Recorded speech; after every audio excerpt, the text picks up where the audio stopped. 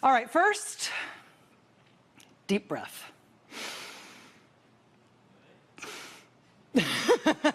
Not that deep.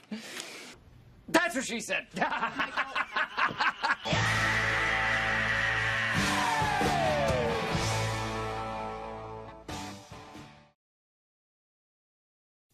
I don't mean this in a mean way. I don't even really mean this as a criticism. It's just a fact, an observational fact, that a hallmark of this presidency is that the president frequently says stuff in public that isn't true. Does Maddow not have any self-awareness at all? No one in the media mob has peddled more lies, more conspiracy theories than Rachel Maddow. It's just a fact. Therefore, usually don't want to put things he says on TV because I don't want to help him or anyone spread untrue things, spread made-up stuff that's being said for nonsense or political purposes. We all know already, right, that if you get vaccinated, that vaccine will basically prevent you from getting sick with COVID. It will prevent you from having to go to the hospital with COVID symptoms. It will prevent you from dying from COVID. Great. Good for you. Your vaccination against COVID-19 or any other infectious disease, for that matter, is not 100%. But if you get vaccinated, that vaccine will basically prevent you from getting sick with COVID. It will prevent you from dying from COVID. It does as much as you can possibly do to help prevent a death. That the virus stops with every vaccinated person.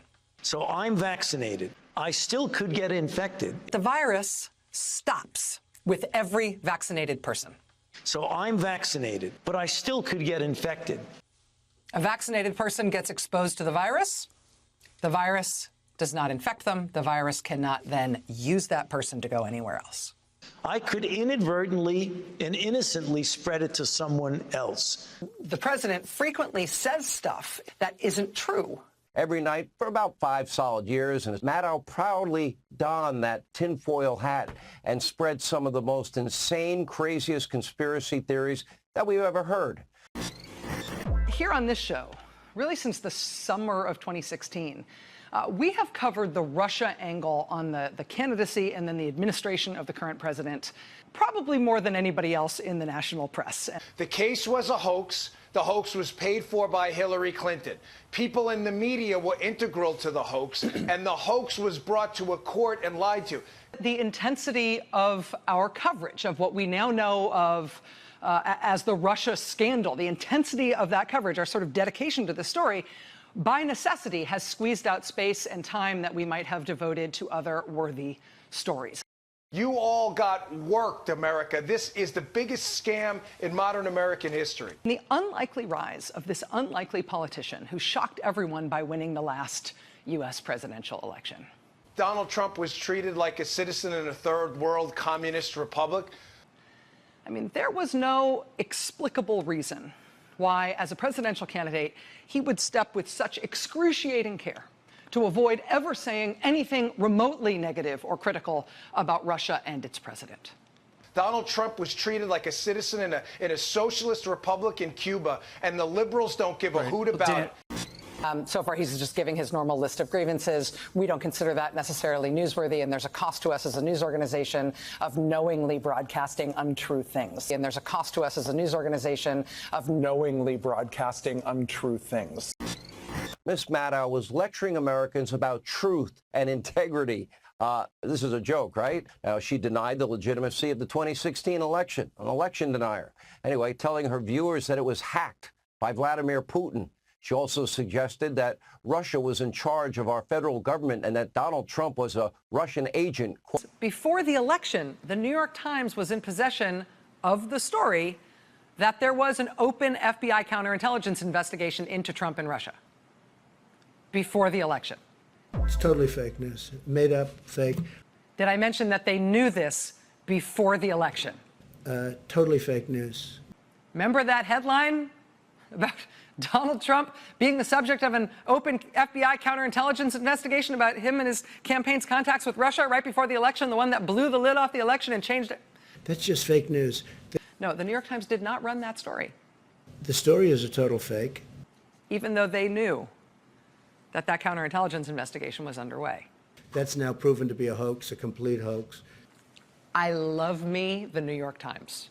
As far as I'm concerned, the New York Times is the eighth wonder of the world. I do not want to imagine an America without the New York Times or with a lesser New York Times. The New York Times has been doing fake story after fake story.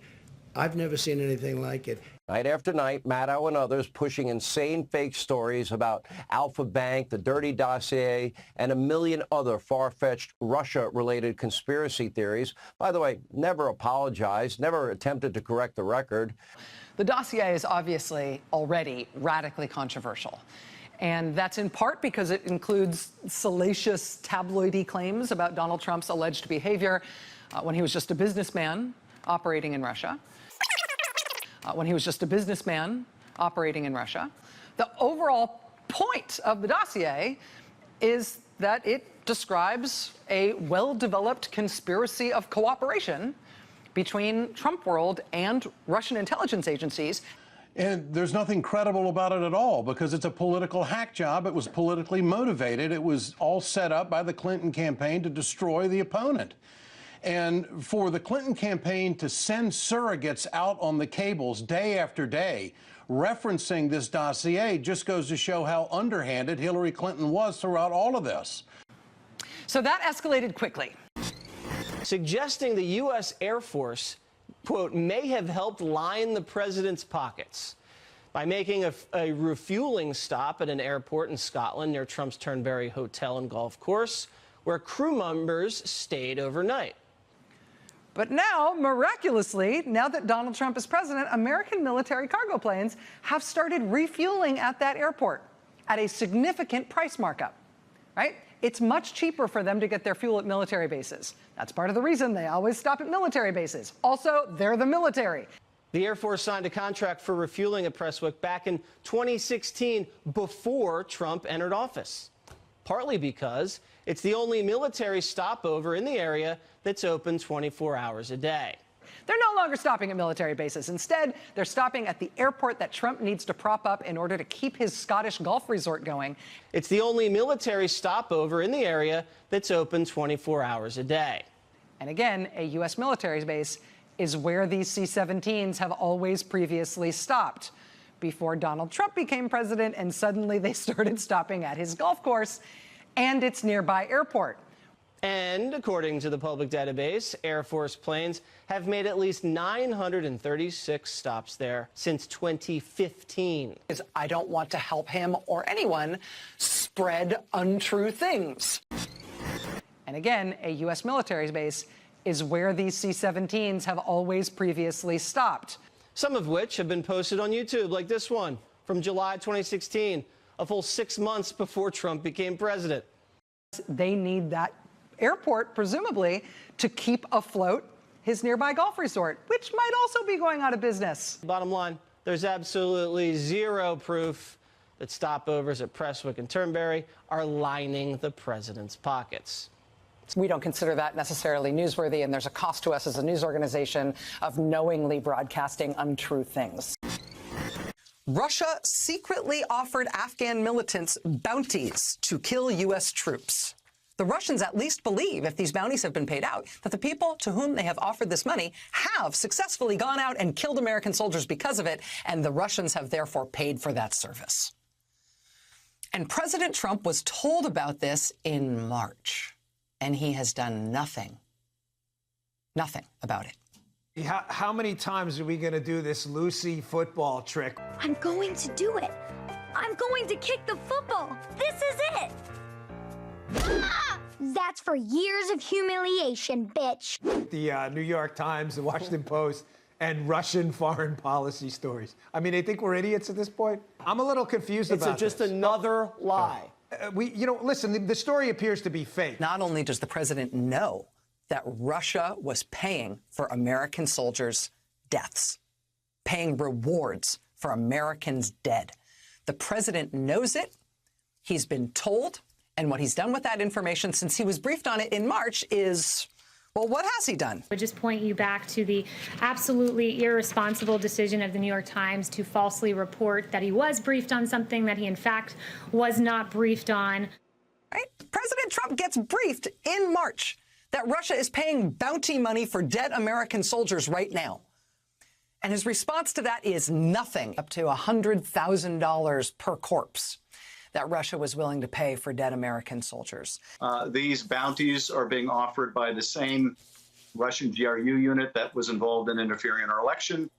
And I kind of question why people keep believing the New York Times when it claims anonymous intel sources about anything. This is the same paper, and in some cases, the very same reporters who published the completely false and ridiculous Russia collusion hoax for many years. Americans reading this are outraged about what Russia may be doing. The one person who isn't outraged is Donald Trump, and his reaction is, this is a hoax. And the only people he's angry at are not the Russians who may be paying these bounties, but he's mad that it's being reported. Remember that bombshell about the Russians putting bounties on the heads of U.S. troops in Afghanistan? And, well, today we learned that that story wasn't really true, courtesy of President Biden's own intel community. There is a cost to us as a news organization of knowingly broadcasting untrue things. It's clear you have a deep-seated left-wing bias and supreme hatred for all things Donald Trump. Just tell the truth about who you are. That's why the media has such a low approval rating now. Journalism, that is a joke. This is NBC News.